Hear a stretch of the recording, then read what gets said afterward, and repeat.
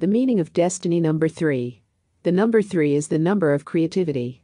Destiny numbers 1 and 2 are expressions of pure energy, usually thought of in terms of light and dark, active and passive, male and female, and sun and moon. However, when these two forces are put together, you get the energy of destiny number 3, pure unbridled creativity. If the number 1 corresponds to the sun and the number 2 is associated with the moon, the energy of destiny number 3 is Jupiter, an expansive energy that embodies aspects of both of the primordial forces to create something incredible. Career path for destiny number 3. Those endowed with the energy of destiny number 3 are blessed with a bright mind and a radiant smile. They are creative, intelligent, and radiate joy.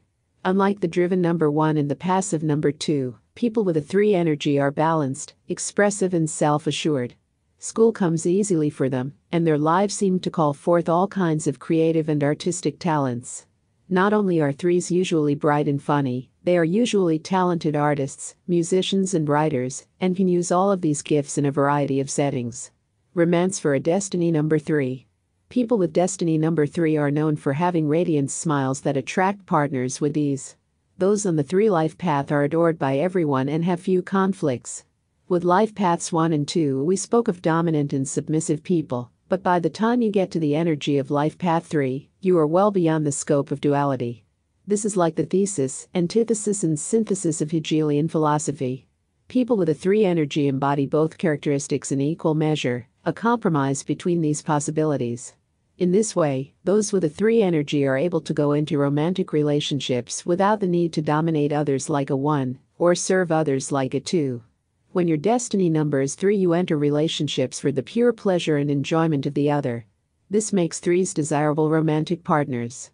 The only downside of destiny number 3 is that once the pleasure ends, they are much more likely to move on than others.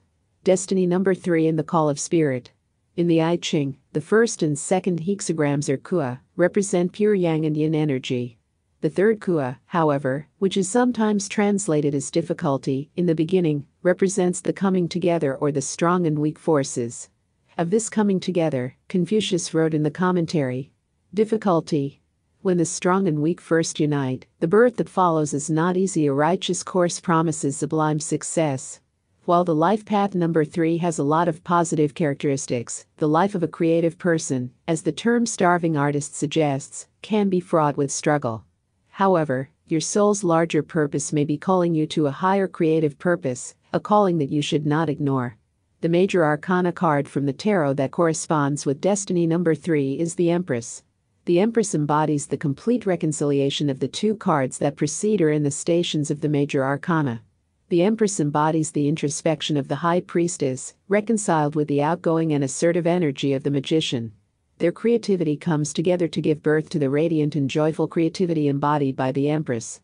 Destiny numbers and karmic potential. A life path number of 3 may be indicative of a karmic potential or a karmic debt. This is most often in the case when talented and creative people are unable to find their way into their important work and end up spending their creative energy on tasks that they do not consider to be worthy of their talent. In terms of past lives, a destiny number of 3 may indicate that in a former life you were in a position in which you were not allowed to develop your talent to the extent that you wished.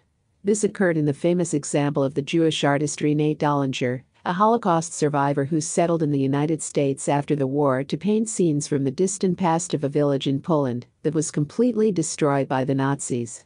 Dollinger said that she had a series of mystical encounters in which she learned that in a former life, she was not allowed to fulfill her artistic talents. She had to wait until the time was right.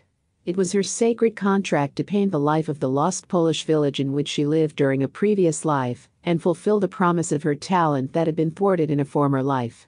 Your larger purpose, like Renate's, could embody a karmic potential that goes well beyond the concerns of this life, to the long-forgotten past or to the far-distant future.